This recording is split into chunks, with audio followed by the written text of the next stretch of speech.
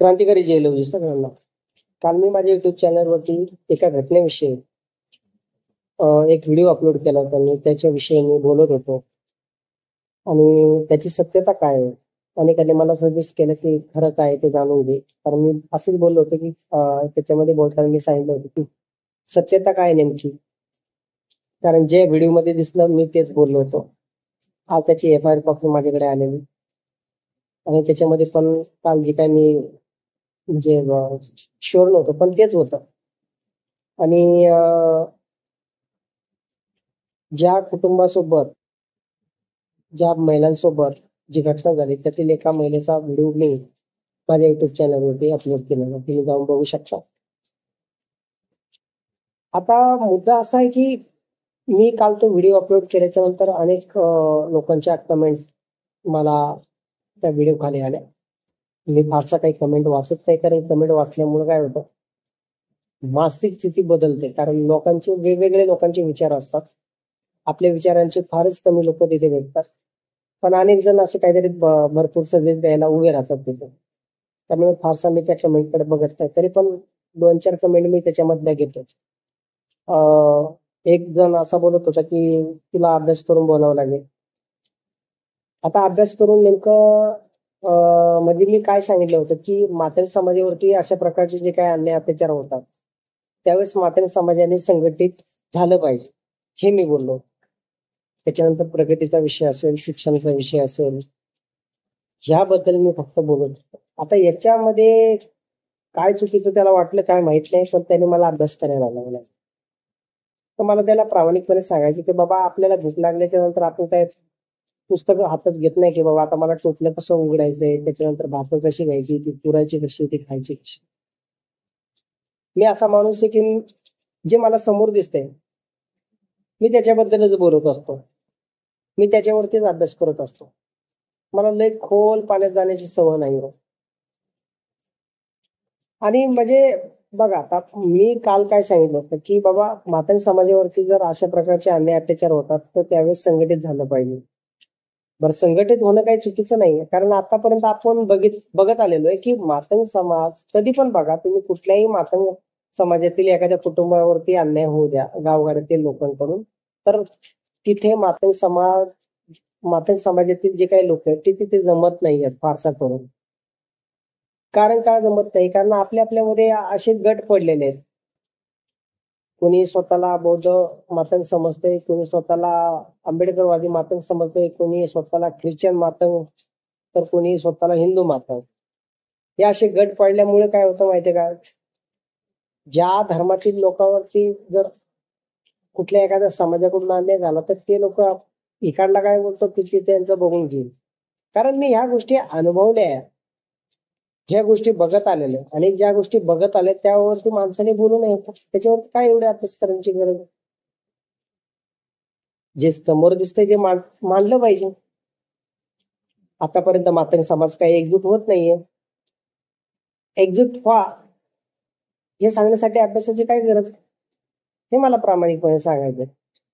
त्याच्यानंतर दुसरी गोष्ट अशी होती, मी प्रगतीच्या बाबतीत बोललो होतो, की मातंग समाजात म्हणजे प्रगती जर करायची असेल, तर त्याला शिक्षण घ्यावं लागेल. त्याच्यामध्ये काय आता अभ्यास म्हणजे अभ्यास करून बोलायची गरज आहे.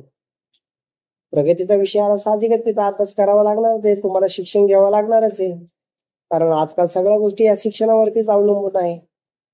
मग ती नोकरी असेल, तुम्हाला पैसा कमवायचा असेल, कुठला व्यवहार करायचा असेल, आयुष्यात काही गोष्टी करायच्या असेल, तर तुम्हाला ते शिक्षणावरती सगळ्या गोष्टी डिपेंड आहे. हे काही सांगणं म्हणजे चुकीचं आहे का? अनेकांना काय वाटतं काय माहित नाही. बरं दुसरा गोष्ट अंधश्रद्धेचा प्रश्न होता. अनेकांनी सांगितलं, की अंधश्रद्धा सोडा.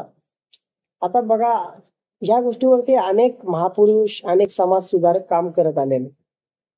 मी कुठल्या झाडाचा पाला? मला जेवढं जमतंय तेवढं मी समाजाला काहीतरी म्हणजे समाजाचं प्रबोधन करू शकतो मी. मी सांगू शकतो, की बाबा असं तसं. पण आतापर्यंत इतिहास आहे आपण बघत आलेलो, की किती महापुरुषांनी या गोष्टीवरती काम केलेलं आहे.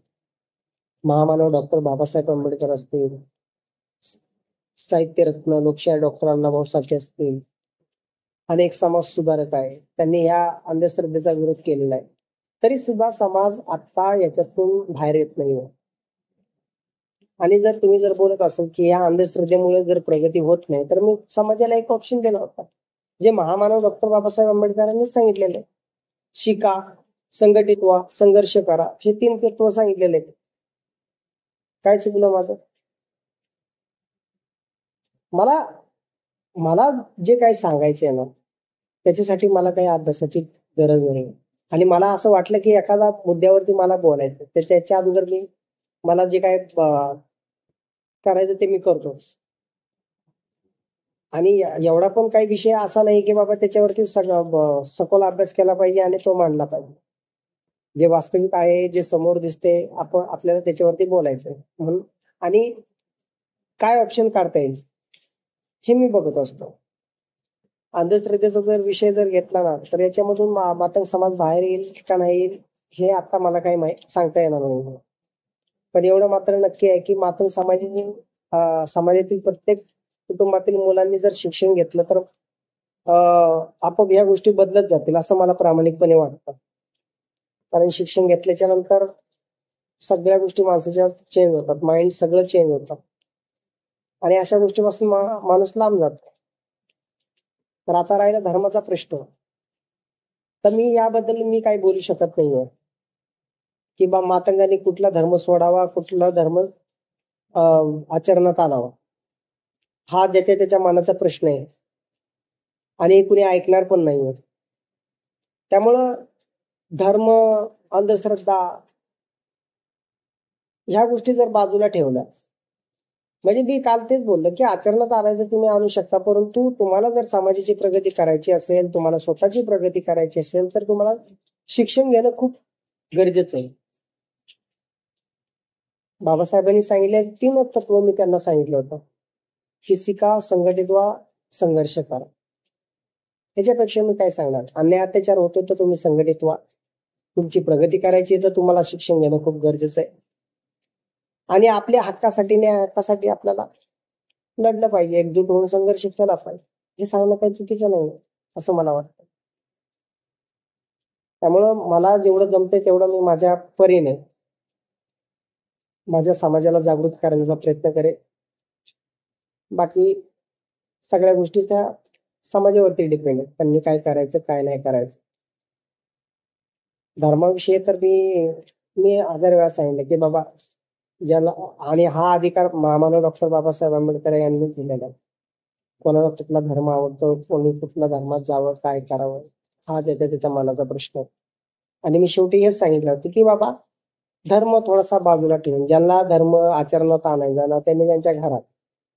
पण ज्यावेळेस अशा प्रकारच्या काही अत्याचार होतो किंवा समाजाच्या काही प्रश्न किंवा काही प्रश्न असतात ते सोडवण्यासाठी आपण रस्त्यावरती उतरतो ना, तर आपल्याला या सगळ्या गोष्टी धर्म वगैरे बाजूला ठेवावं लागणार आहे आणि आपल्याला मातंग म्हणून एकत्र यावं लागणार. हेच मी काल सांगितलं होतं की आपल्याला मातंग म्हणूनच एकत्र यावं लागेल आणि आपली एकी दाखवावं. मला वाटतं याच्यामध्ये काही चुकीचं नाहीये. माझे विचार पटत असतील तर माझ्या चॅनलला सबस्क्राईब करा, बेल आयकॉन प्रेस करा, जेणेकरून माझे जे काही व्हिडिओज आहेत तुमच्यापर्यंत पोहोचतील. क्रांतिकारी जय लवजी, जय अण्णा, जय देश.